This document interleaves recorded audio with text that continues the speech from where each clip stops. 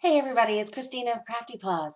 I thought I'd come on and share with you guys a process video on how I am going to alter this little composition notebook.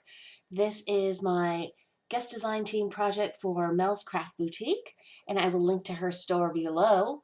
If you guys decide to make a purchase there, please consider using the coupon code CraftyPaws10 for 10% off your order if your order is at least $15 or more. And she also provides free US shipping if your order is $40 or more. I will also link to Justine Stone's Gift from the Heart challenge because I'm going to be sending this altered composition book for her challenge, which is to create composition books that will be given to people who are caring for or dealing with the loss of a loved one. So please go check out Justine's challenge as well. I will also link to my blog post where I will link to all of the beautiful craft supplies that I use on this project from Mel's Craft Boutique. So here I'm just showing you the matte Mod Podge that I'm using. I'm using an old paintbrush. Oh, and you'll see here, because I had accidentally laid the trim onto the book when the gesso was still wet, I had to work around the parts that were already adhered. I'm just trimming off the cotton lace there. And you'll notice that the lower trim, the one that was adhered first, has a rough, unfinished edge, but this top piece has a finished edge. And again, I'm just using Mod Podge to adhere those. And again, here, that rough edge on the lower piece. And I'm just putting on plenty of Mod Podge. And the top piece there that I'm going to adhere has the finished bottom edge, which I line up with the edge of the journal.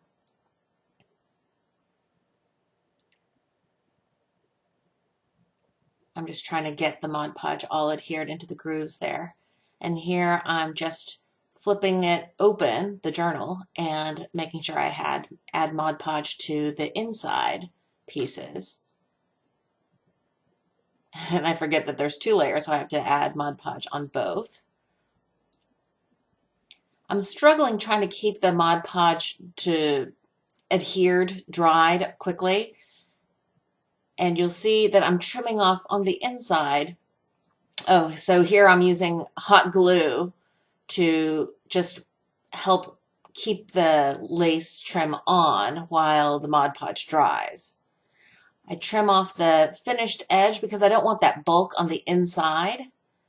And here I'm doing the same thing on the other side, adding Mod Podge and hot glue. I think the Mod Podge is important to make sure that it stays secure for the long haul, but the hot glue helps me move along in the process of this altering project.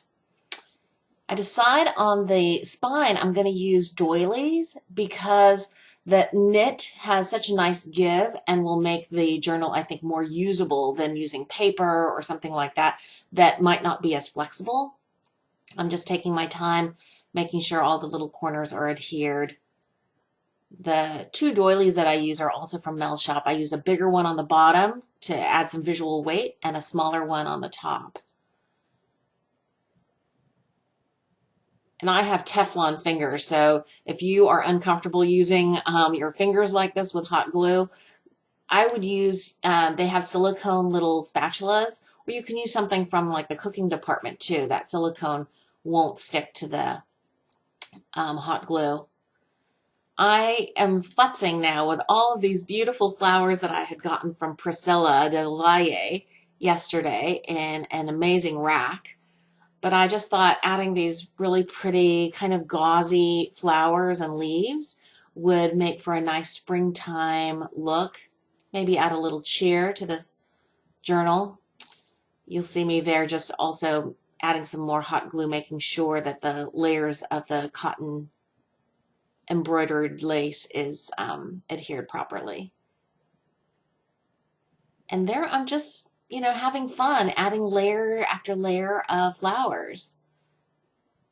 Just trying to figure out where the flowers should be placed on the front cover. You'll notice I only do the front cover. I don't do the back because I really want to make this journal practical, usable.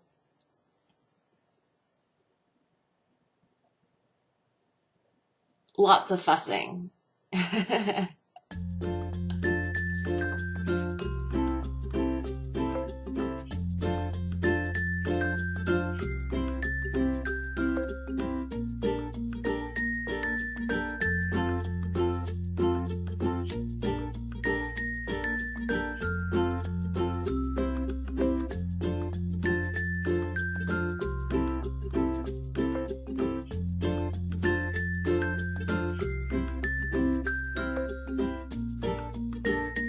So here I'm using some flat back pearls that were gifted to me by Tina G.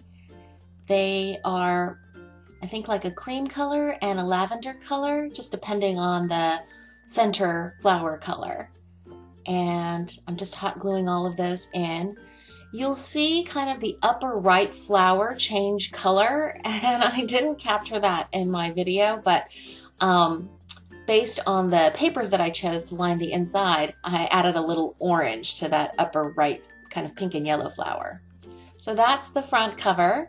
So I cut some pattern paper. This is from the Neapolitan Dear Lizzie stack, and I thought this pattern paper would coordinate nicely with all the flowers that I put on top of this altered composition book. I cut the paper down to about 4 5/8 by just shy of about 7 inches because I wanted to make sure I could line the inside of the front and back cover and cover up, you know, these rough edges of the lace trim that I put on.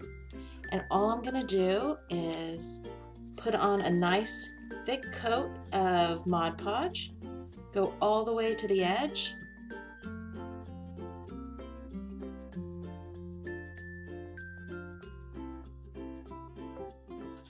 and I want to line it up to the edge on the outside. Do the same to the other side.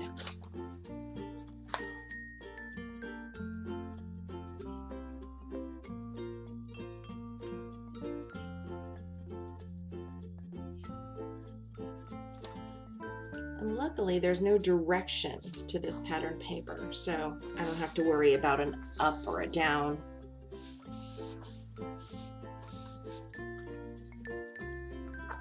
And that's it. That's my altered composition book. I left the back pretty plain because I want this to be functional and so that the person can, you know, carry it around. But I wanted the front to look very pretty and hopefully a little cheerful. I hope you guys enjoyed watching this process video. Thank you for watching. And please go check out Mel's shop and check out her beautiful trims. I'll see you in the next video. Thanks for watching. Bye.